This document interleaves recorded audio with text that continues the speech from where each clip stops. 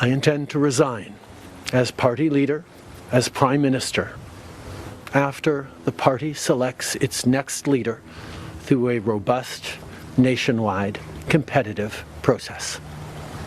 Last night, I asked the President of the Liberal Party to begin that process. This country deserves a real choice in the next election, and it has become clear to me that if I'm having to fight internal battles, I cannot be the best option in that election. His decision drawing comparisons to his father Pierre, who also resigned as Canadian Prime Minister in 1984.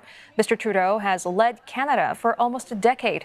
The speculation had been mounting in recent months as his party faced increasing criticism over inflation and housing crisis. His leadership was badly shaken last month by the surprise resignation of his Deputy Prime Minister and Finance Minister, Chrystia Freeland, who accused him of political gimmicks. An election is due by October.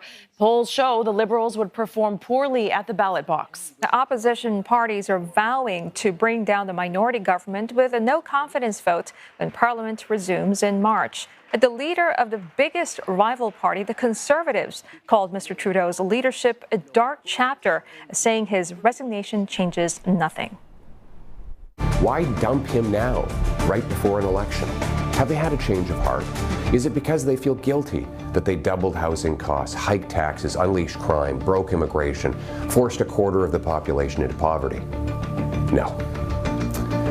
They continued supporting Trudeau when he did all of those things. No, their only objection is that he is no longer popular enough to win an election and keep them in power. They want to protect their pensions and paycheck by sweeping their hated leader under the rug months before an election to trick you and then do it all over again. All right, for more, let's speak now to Dr. Christopher Adams, adjunct professor of political studies at the University of Manitoba. He's joining us live from Winnipeg in Canada. Dr. Adams, thank you very much for your time. You know, despite his meteoric rise to power in 2015, Mr. Trudeau has faced significant unpopularity over the last few years.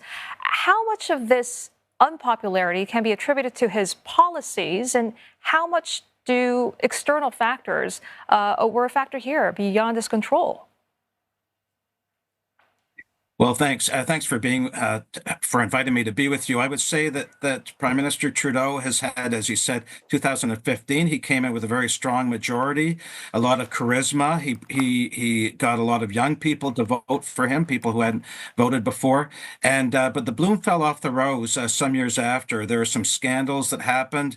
There are some issues with some of his cabinet ministers, and so he's been down in the polls for about a year and a half.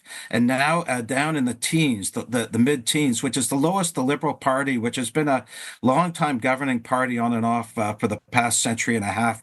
So things are looking very poorly for Justin Trudeau for the past year and a half for very low polls. So it wasn't just Canadians in general, but people within his own party were pushing him out. And it came to a crisis about a month ago, or about 4 weeks ago, when the Minister of Finance, Chrystia Freeland, who had been his lieutenant deputy prime minister for quite a while, and right on the very morning of presenting a mini budget, she announced that she was stepping down and had a very open letter, highly critical of the government.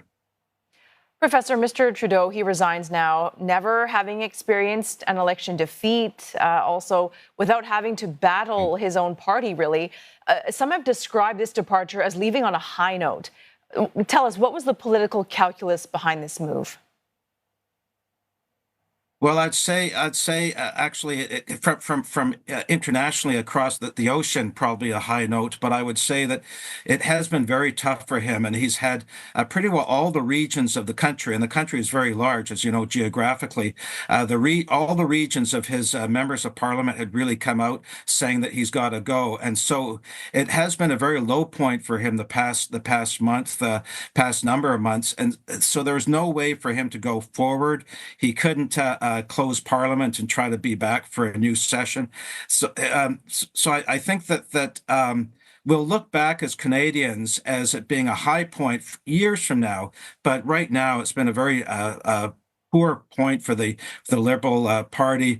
And you had a shot of Pierre Poilievre, the head of the Conservative Party of Canada, and he is riding in the mid-40s right now, while the Liberals are in the mid-teens. So everybody's assuming that the Conservatives will win the next Canadian federal election. And Doctor, with Trudeau stepping down, the Liberal Party will need to chart a new course.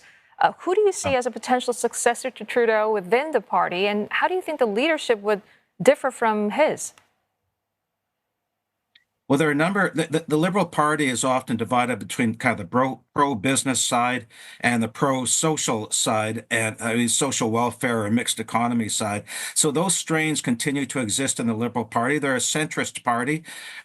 Justin Trudeau brought them more to the social democratic left side of the party, with major spending, major deficits, but also some very positive social programs like daycare and support for health, pharmaceutical plans, dental plans.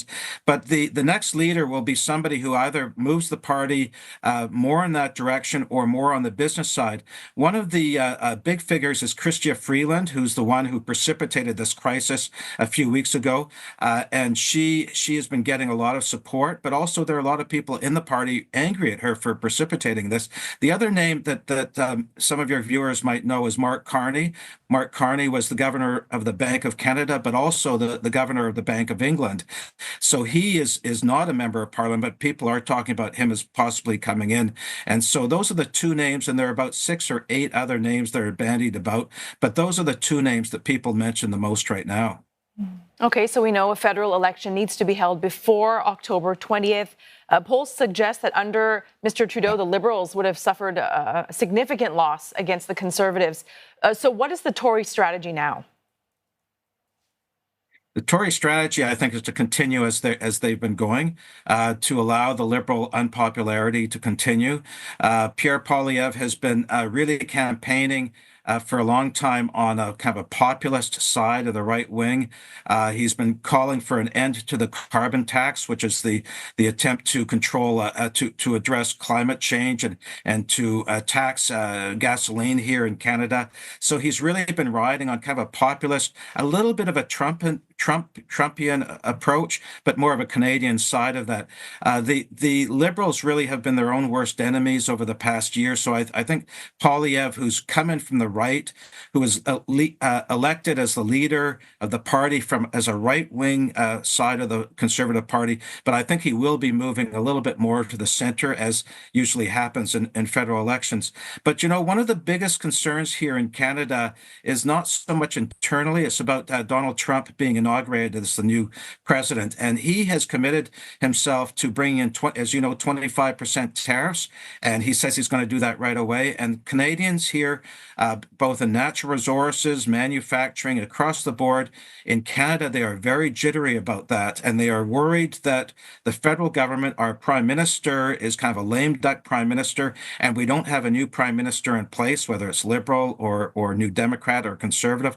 Canada is right now hobbled without having a federal voice. And all the regional premiers right now are off on their own direction, representing their own interests in the United States. And it is a very bad situation for our international relations with our closest business partner. Yeah, especially Trump saying Canada should become America's 51st state. I mean, how do you expect Canada to navigate its relationship with Washington going forward? Well, people take an optimistic approach because we've gone through this before, as has the rest of the globe. But last time we had a strong federal voice. Justin Trudeau was high in the polls. He had Chrystia Freeland beside him, who was really handling the negotiations. They saved, with their deputy ministers, they saved the Canadian-U.S. free trade agreement. And there really is concern right now that that agreement is in jeopardy and that the tariffs on all of our exports, which is the bulk of our trade right now, that's going to happen. So our premiers are very worried, and we don't have a single voice for Ottawa right now. So we all feel that we need to buckle up, as one of the past ambassadors from the U.S. said.